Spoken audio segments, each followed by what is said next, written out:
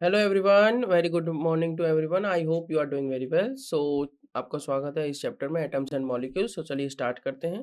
तो last class में हम काफ़ी इंपॉर्टेंट टॉपिक डिस्कस कर रहे थे, तो आज की क्लास में भी हम उस बात को कंटिन्यू करेंगे। तो हम लास्ट क्लास में कुछ टॉपिक्स डिस्कस कर चुके हैं एटम्स और उनके सिंबल्स के बारे में। एटॉमिक मास क्या होता है इस बात को भी डिस्कस कर चुके हैं। मैं एक बार बता देता हूँ।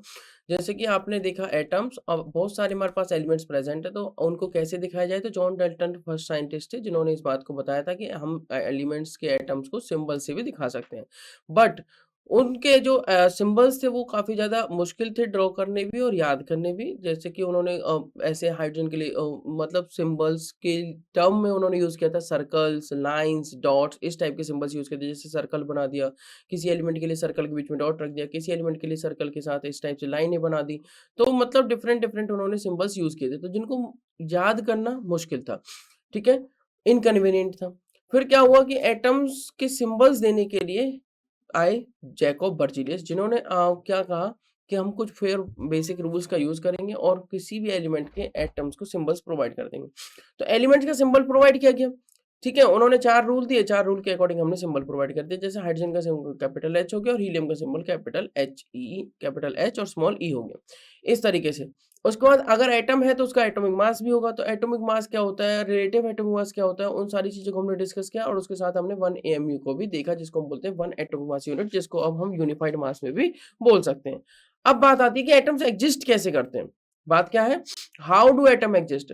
The atoms of only few elements called noble gases such as helium, neon, argon, krypton, xenon are chemically unreactive and exist in the free state.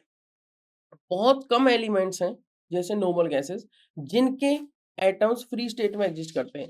Atoms of the most of the elements are chemically very reactive and they do exist in the free state.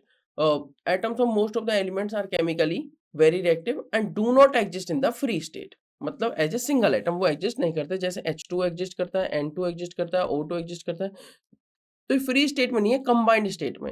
Cl2 exist करता है, ठीक है? ये free state में नहीं, किस form में, combined state में। तो नोबल गैसेस के जो एटम्स हैं वो एग्जिस्ट कर लेते हैं फ्री स्टेट में, ये ध्यान रखना है। अब atoms usually exist in 2 types, या तो वो मॉलिक्यूल में एग्जिस्ट करेगा या आयंस में। किस में एग्जिस्ट करेगा, या तो मॉलिक्यूल्स में या फिर आयंस में। इस बात को समझते हैं ध्यान से। वो क्या कहना चाह रहा है, व्हेन एटम फॉर्म मॉलिक्यूल्स और आयंस दे बिकम स्टेबल। भाई हुआ क्या, मान लीजिए या तो हाइड्रोजन है तो उसके पास एक इलेक्ट्रॉन है, या तो वो दूसरे हाइड्रोजन के साथ जुड़ के बना लेगा H2, या एक इलेक्ट्रॉन को लूज करके बना लेगा H पॉजिटिव। तो या तो वो H2 मॉलिक्यूल में एग्जिस्ट करेगा या H पॉजिटिव आयन में। तो हाइड्रोजन जो एटम है वो किस तरह से एग्जिस्ट करना पसंद करेगा, या तो H2 मॉलिक्यूल या H पॉजिटिव आयन। मतलब समझने वाली बात ये हुई कि एटम्स जो एग्जिस्ट करते हैं या तो मॉलिक्यूल्स में करेंगे या आयंस में। भाई 2 तरीके से एग्जिस्ट कर सकते हैं। अब वो क्या कह रहा है कि व्हेन एटम्स फॉर्म मॉलिक्यूल्स और आयंस दे बिकम स्टेबल। बिल्कुल ठीक बात है। अगर कोई भी चीज़ किसी चीज़ में कन्वर्ट हो रही है तो वो इसलिए हो रही है कि ताकि वो स्टेबल हो जाए। मान लीजिए आप एक कुर्सी पे ये एक चेयर है जिस पे आपको बैठा दिया है और आपको इस तरीके से बैठा दिया है कि आपकी एक टाँग चेयर पे है, एक टाँग फर्श पे है और हाथ ऊपर रखे हैं। तो आप अनस्टेबल हैं। तो आप इस पोज़ीशन में आना चाहेंगे, जैसे पोज़ीशन में जैसे पैर नीचे की तरफ ज़मीन को टच कर रहे हो और सीधी एक स्ट्रेट पोज़ीशन में बैठे हुए हैं। तो होगा क्या, आप उस फॉर्म में स्टेबल होंगे तभी तो आप उसमें कन्वर्ट होंगे। अगर आप उसमें भी अनस्टेबल रहे तो आप उसमें भी कन्वर्ट नहीं होना चाहेंगे। तो जब एटम्स जब मॉलिक्यूल्स बनाते हैं तो इसलिए तो बनाते हैं ताकि वो स्टेबल हों।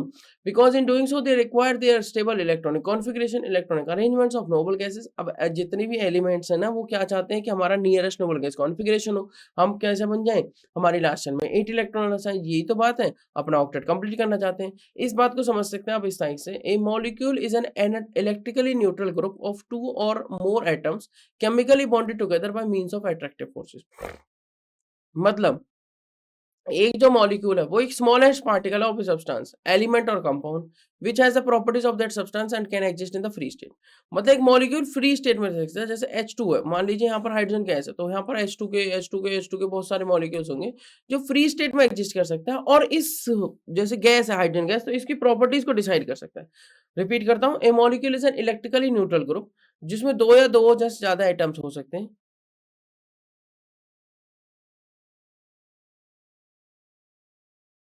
Combined chemically together by means of attractive forces. कुछ ना कुछ अट्रैक्टिव फोर्सेस लगेंगे तभी वो कंबाइंड होगी, ठीक है? Molecule is the smallest particle, किसका स्मॉलेस्ट पार्टिकल है, ऑफ ए सब्सटेंस, एलिमेंट और कंपाउंड, ठीक है? सब्सटेंस मतलब सब्सटेंस में आ सकता है आपका एलिमेंट और कंपाउंड। जिसकी प्रॉपर्टीज़ जो सब्सटेंस की रहेंगी, ठीक है? Which has the properties of the substance and can exist in free state. Move करेंगे नेक्स्ट बात पे, मॉलिक्यूल्स अगर हम पढ़ रहे हैं, मॉलिक्यूल्स 2 तरीके से बन सकते हैं, जैसा कि मैंने आपको बताया। हमारे पास है मैटर,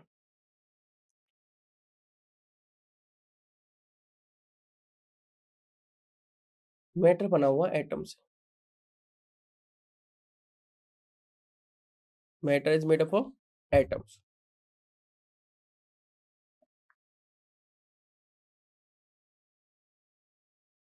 एटम हुए केमिकली कंबाइन,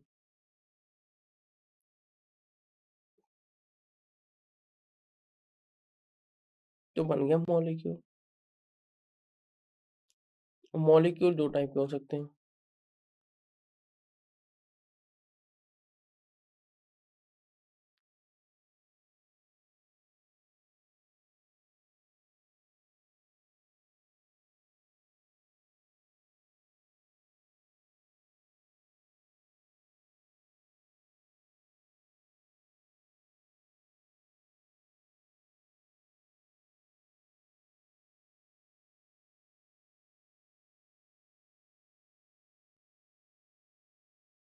ये बना लेगा मॉलिक्यूल ऑफ एलिमेंट्स और ये बना लेगा मॉलिक्यूल ऑफ कंपाउंड्स।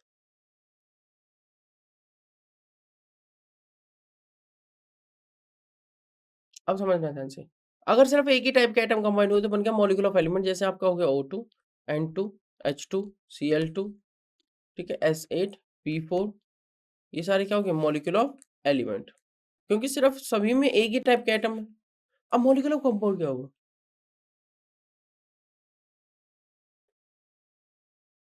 जैसे आप ले सकते हैं H2O, आप ले सकते हैं CO2, आप ले सकते हैं SO2, आप ले सकते हैं SO3, HCl, HBr, ये सारे क्या हैं मॉलिक्यूल ऑफ कंपाउंड। और क्या हो सकते हैं NH3, और क्या हो सकता है HNO3, जरूरी नहीं है दो ही टाइप का एटम हो। और क्या हो सकता है H2SO4, और क्या हो सकता है K2Cr2O7, और क्या हो सकता है KMnO4। इस टाइप के मॉलिक्यूल ऑफ कंपाउंड एग्जिस्ट कर सकते हैं। बात समझने वाली बात यह है कि molecules can be found either by the combination of atoms of the same element और डिफरेंट एलिमेंट्स। मतलब अगर सेम टाइप के एलिमेंट्स कंबाइंड हुए तो मॉलिक्यूल ऑफ एलिमेंट, और डिफरेंट काइंड के कंबाइन हो तो मॉलिक्यूल ऑफ कंपाउंड। तो सारे कंपाउंड क्या है? Every compound is a molecule, but every molecule is not a compound.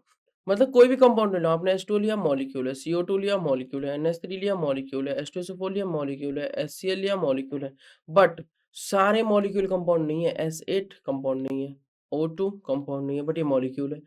तो रिपीट करता हूँ, सारे कंपाउंड तो मॉलिक्यूल है, बट सारे मॉलिक्यूल कंपाउंड नहीं है। तो मॉलिक्यूल 2 तरीके हो सकते हैं, या तो मॉलिक्यूल ऑफ एलिमेंट्स या molecule of compounds. There are 2 types of molecules. Molecule of elements के भी एग्जांपल मैंने आपको बताया, मॉलिक्यूल ऑफ कंपाउंड्स के भी एग्जांपल होता है। मॉलिक्यूल ऑफ एलिमेंट्स को और डिटेल से समझते हैं।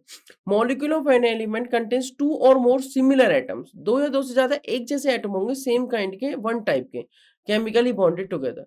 जैसे कि एक मॉलिक्यूल हाइड्रोजन एलिमेंट का कंटेन करेगा 2 hydrogen atom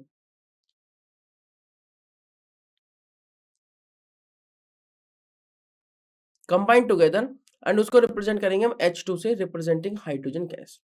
similarly ozone gas, जिसके पास होंगे 3 oxygen atoms combine together, so ozone exist in the form of O3। उसी तरीके से हमारे पास O2 हो सकता है, O3 हो सकता है, H2 हो सकता है, N2 हो सकता है, एटसेट्रा। बहुत सारे एग्जांपल्स हैं। नेक्स्ट आता है नोबल गैसेस जो होती हैं, वो हीलियम, नियॉन, आर्गन, क्रिप्टॉन, ये एग्जिस्ट करेंगी सिंगल एटम में, मतलब फ्री स्टेट में। जैसे helium He, neon Ne, Ar argon and Kr krypton. So their atoms and molecules are just the same. So atoms बोलो या मॉलिक्यूल बोलो, हीलियम एटम भी यही होगा और हीलियम मॉलिक्यूल भी होगा। Atomicity of phosphorus is 4 and sulphur is 8। ये बात क्या आई? एटोमिसिटी का मतलब है number of atoms present in a molecule. कितने एटम्स प्रेजेंट, जैसे P4 में कितने एटम्स प्रेजेंट है? 4 फास्फोरस एटम। S8 में कितने एटम्स प्रेजेंट है? 8। HNO3 में कितने एटम्स प्रेजेंट है? 1 हाइड्रोजन, 1 नाइट्रोजन, 3 ऑक्सीजन। कितने हो गए? 5।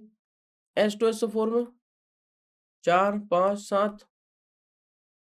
K2Cr2O7 में 7, 9 और 2 11। ये एटोमिसिटी है। क्या है ये? Atomicity.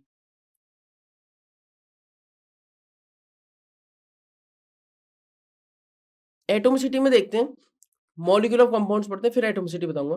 Molecule of compounds containing two और more different types of atom. जैसे मॉलिक्यूल ऑफ एलिमेंट्स में क्या था, molecule of elements contains two और more same type of atoms chemically bonded together. और फॉर एग्जांपल आप देख सकते हैं जैसे molecule of hydrogen chloride contains one atom of hydrogen and chemically bonded है जो वन एटम ऑफ क्लोरीन से, one atom of hydrogen and one atom of chlorine. इस चीज का आपको क्या ध्यान रखना है, विशेष ध्यान रखना है।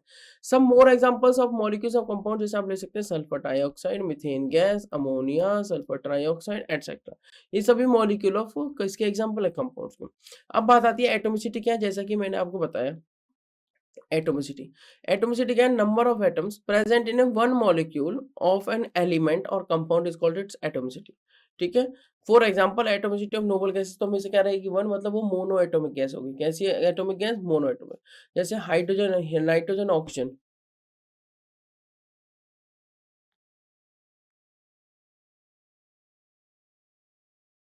ये कैसी एटॉमिक गैस है, डाई एटॉमिक।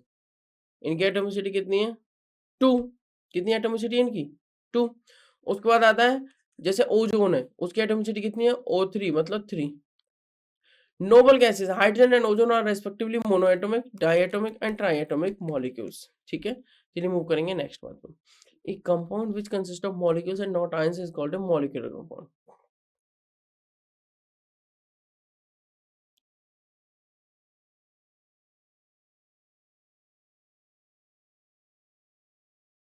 मॉलिक्यूलर कंपाउंड क्या होता है, जिसके पास क्या हो, ओनली, या फिर आप बोल सकते हैं not ions.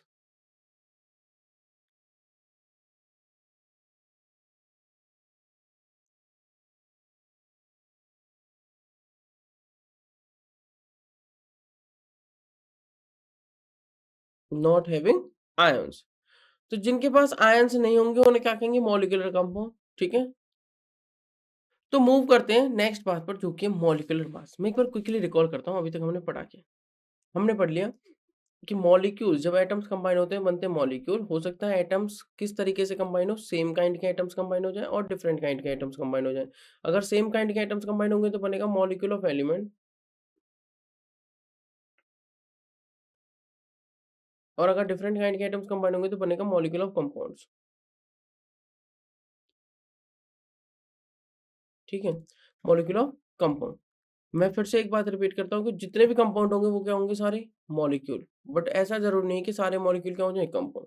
Molecule of element जैसे P4 H8 O2 N2 O3 etcetera, और मॉलिक्यूल ऑफ कंपाउंड जैसे H2O CH4 NH3 etcetera SO2। ठीक है, एटोमिसिटी एक वर्ड आता है, एटोमिसिटी जो दोनों के लिए वैलिड रहेगा। बस आपको काउंट करना number of atoms of element कितने हैं। जैसे यहाँ पे 3 है, यहाँ पे टोटल 2 और एक ही 3, यहाँ पर कितने 4 और 1 5, यहाँ पर कितने 8। इस टाइप से आपको काउंट करना है, ये आपकी एटोमिसिटी हो गई। उसके बाद आ जाता है अगर कोई मॉलिक्यूल बन रहा है तो उसका क्या होगा, मॉलिक्यूलर मास। मॉलिक्यूलर जैसे एटम का होता है एटॉमिक मास, मॉलिक्यूल का क्या होगा, मॉलिक्यूलर मास। कैसे निकालें मॉलिक्यूलर मास, कैसे निकालें। मान लीजिए मेरे पास 10 रुपए हैं, इधर फिर 20 रुपए हैं और इधर 100 रुपए हैं। मैंने इनको एक बॉक्स में डाल दिया, इधर 10 का नोट गया, 20 का नोट गया, 100 का नोट गया। अब मैं पूछ रहा हूँ इस बॉक्स में टोटल कितने रुपीज़ हैं, तो डेफिनेटली आपको पता है कि इसमें एक 10 का नोट है, एक 20 का नोट है, एक 100 का नोट है, तो टोटल रुपीज़ हो गए इसके अंदर 130। राइट, यही बात हुई 130। कैसे पता लगाया आपने, भाई जिनसे वो बॉक्स में जो जो नोट्स प्रेजेंट हैं उनको ऐड कर दो। तो वही तो बात है। अगर मान लीजिए मैं कह रहा हूँ आपके पास H2O है, तो H2O बना हुआ है एक हाइड्रोजन, दूसरा हाइड्रोजन और एक ऑक्सीजन से। अब जिनसे ये बना हुआ है उनके एटॉमिक मास को ऐड कर दो, क्या आ जाएगा, मॉलिक्यूलर मास। मान लिया हाइड्रोजन का 1, इसका भी 1 और ऑक्सीजन का 16, तो कितना आ गया, 18 ग्राम पर मोल किसका मास आ गया, 1 मोल H2O का। अगर मॉलिक्यूलर लिखना है तो 18 U या फिर AMU। ठीक है, तो molecular mass of substance may be defined as the relative mass of its molecule as compare to the mass of an atom of carbon 12 taken as 12 units. ठीक है, कार्बन 12 यहाँ पे लिया जाता है। मॉलिक्यूलर मास को एक्सप्रेस करते हैं how many times molecular of a substance is heavier than 1/12। मैंने वही बताया आपको कि कितने टाइम्स हैवी है। जैसे हीलियम का एटॉमिक मास होता है 4, मतलब हीलियम 4 टाइम्स हैवी है 1/12 the mass of the 1 carbon 12 atom से, या हीलियम 4 टाइम्स हैवी है किससे, 1 AMU से। और व्हेन AMU क्या है, 1/12 of the mass of 1 carbon 12 atom. इसे कहते हैं मॉलिक्यूलर मास। तो कुछ एग्जांपल्स के साथ कैलकुलेट भी करते हैं। A molecule of water is 18 times heavier than 1/12 of the mass of carbon 12 atom. मतलब मॉलिक्यूल जो वाटर का है उसका मॉलिक्यूलर मास कैसे निकालेंगे कि 18 टाइम्स हेवियर है किससे, तो 18 times heavier of 1/12 of the mass of one carbon 12 atom, जिसको बोलते हैं एएमयू या फिर यू, मतलब H2O का मॉलिक्यूलर मास क्या आ गया 18 AMU. Therefore the molecular mass of H2O is 18 AMU या फिर you. Similarly the molecular mass of CO2 is 44 you, कितना है 44 यू। कैसे निकाला, किससे बना है, कार्बन ऑक्सीजन और ऑक्सीजन से। जरूर नहीं आप सबको अलग अलग लिखो, मल्टीप्लाई का भी यूज कर सकते हो। कार्बन में कितने 12, ऑक्सीजन का कितना 16, इस ऑक्सीजन का कितना 16, तो 16 16 32 प्लस 12 कितना हो गया 44 यू या फिर 44 एएमयू। आप कोई सी भी यूनिट यूज कर सकते हैं। नेक्स्ट आता है मॉलिक्यूलर मास की कैलकुलेशन करना था। मॉलिक्यूलर मास किसके इक्वल है, वो इक्वल है, देखो मॉलिक्यूलर मास की डेफिनेशन समझते हैं। Molecular mass is equal to the sum of the atomic masses of all the atoms present in a one molecule of the substance.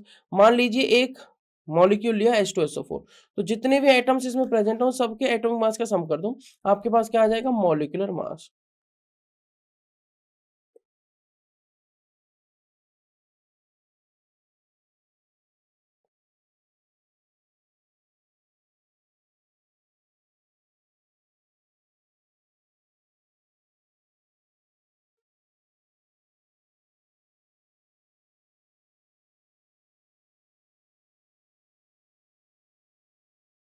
Some of atomic masses of all the atoms present in a molecule, उसे हम क्या कहेंगे molecular मास।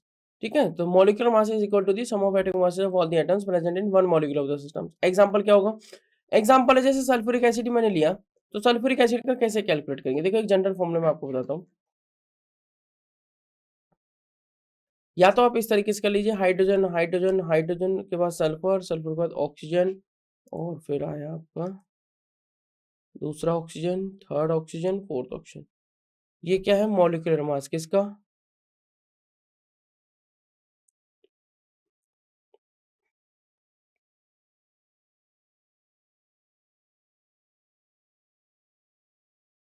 इसका कितना 1, इसका कितना 1, इसका कितना 32, इसका कितना 16, इसका कितना 16, इसका कितना 16, इसका भी 16, कितना हो गया 2 34, कितना हो गया 50, कितना हो गया 66, कितना हो गया 66 प्लस 16, ये हो गया आपका 82, और प्लस 16 कितना हो गया 98।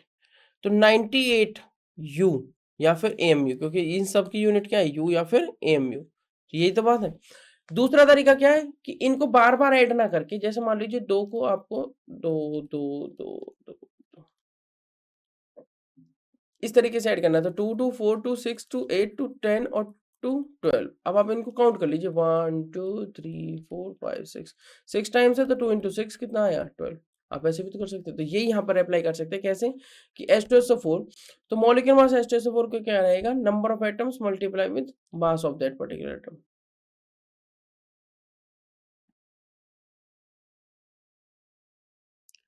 Mass of atom, mass of that atom, जिनको आप काउंट कर रहे हो। नंबर ऑफ एटम्स यहाँ पे हाइड्रोजन के कितने दो, एटॉमिक मास कितना है हाइड्रोजन का 1, प्लस का सिंबल लगाना है। नंबर ऑफ एटम सल्फर के कितने 1, एटॉमिक मास कितना होता है सल्फर का 32, नंबर ऑफ एटम ऑक्सीजन के कितने 4, एटॉमिक मास कितना होता है 16, 2 इंटू 1 2 प्लस 32 प्लस 16 4 जा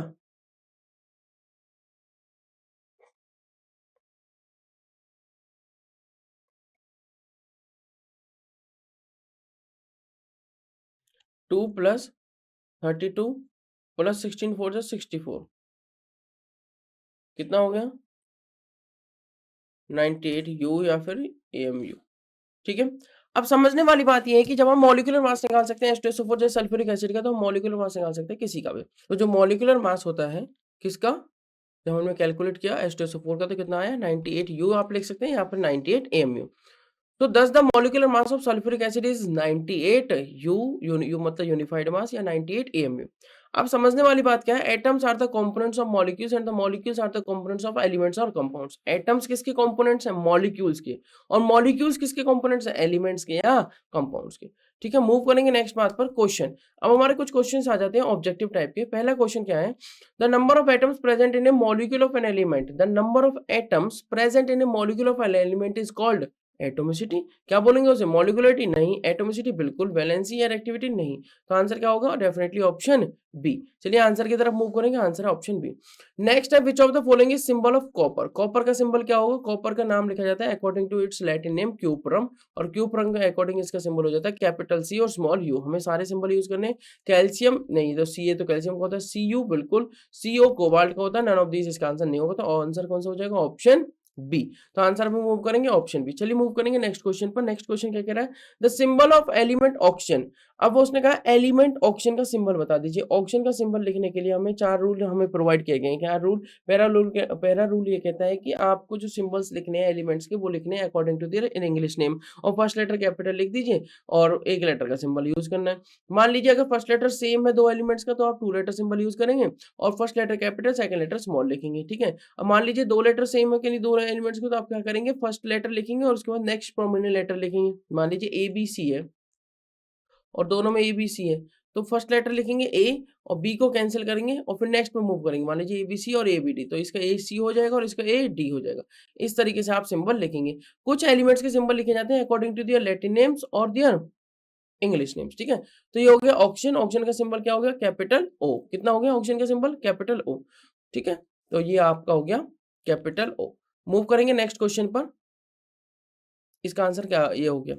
1 u is equal to 1 u मतलब 1 AMU। 1 u is equal to किसके होगा? आपको पता ही है वैल्यू सीधी सीधी। 1 u इज इक्वल टू होता है आपका आंसर सी आ जाएगा, जो कि जिसकी वैल्यू कितनी होती है? 1.66 इंटू 10⁻24, या फिर आप बोल सकते हैं 10⁻27 किलोग्राम, ठीक है।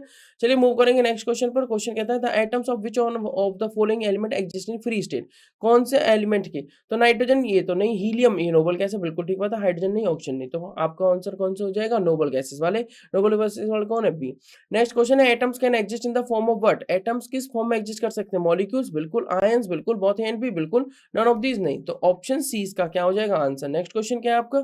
ए molecule of hydrogen is represented as. Molecule hydrogen का रिप्रेजेंट करना है तो डेफिनेटली किससे करेंगे? H2 से, क्योंकि एटम रिप्रेजेंट करना होता तो किससे करते? H या E। इसका मतलब है एक हाइड्रोजन एटम और इसका मतलब 2 हाइड्रोजन एटम, या हो सकता है 1 मोल हाइड्रोजन एटम, या हो सकता है 1 gram hydrogen atom, but H2 एक मॉलिक्यूल रिप्रेजेंट कर रहा है, तो आंसर क्या हो जाएगा? Option C. चलिए उसके बाद नेक्स्ट क्वेश्चन है the first scientist to use the symbols of elements was not Berzelius. कौन था? John Dalton. कौन था? जॉन डेल्टन, बर्जीलियस नहीं, ठीक है। तो कौन था? जॉन डेल्टन ने पहले सिंबल्स जो सिंबलाइज किए एलिमेंट्स को, वो किए थे जॉन डेल्टन ने, ठीक है। तो आंसर क्या हो जाएगा? Option A. उसके बाद मॉलिक्यूलर मास ऑफ H2SO4 अभी तो निकाला है हमने, कितना आया था? 98U। कैसे निकालेंगे? भाई 2 into atom mass of hydrogen कितना? 1 plus 1 into atom mass of sulphur कितना? 32 plus 4 into atom mass of oxygen कितना? 16। तो ये कितना हो गया? 2, ये कितना हो गया? 32, ये कितना हो गया? 64। कितना आ गया आपका? 98U। 98U इसका आंसर हो गया, जो कि आंसर कौन सा मैच कर रहा है? बी, ठीक है। उसके बाद मॉलिक्यूलर फॉर्मूला ऑफ सल्फर पूछा हुआ है। मॉलिक्यूलर फॉर्मूला सल्फर मॉलिक्यूल में एग्जिस्ट करता है, मॉलिक्यूल ऑफ एलिमेंट्स की फॉर्म में, जिसका फॉर्मूला हो जाता है S8। कौन सा फॉर्मूला हो जाता है? S8, जिसका क्राउन रिंग स्ट्रक्चर होता है, जो कि आप आगे आने वाली क्लासेस में पढ़ेंगे। तो आंसर क्या हो जाएगा? Option C. उसके बाद अब हम कुछ सब्जेक्टिव क्वेश्चंस डिस्कस करेंगे अपनी नेक्स्ट क्लास में। तब तक के लिए आप जो कॉन्सेप्ट्स मैंने पढ़ाए हैं उनको रिवाइज करिए और जो क्वेश्चंस मैंने कराए हैं उनको भी प्रैक्टिस करिए, ठीक है। सब्जेक्टिव वाले क्वेश्चंस हम नेक्स्ट क्लास में डिस्कस करेंगे। तब तक के लिए थैंक यू सो मच। आपसे मिलते हैं नेक्स्ट क्लास में।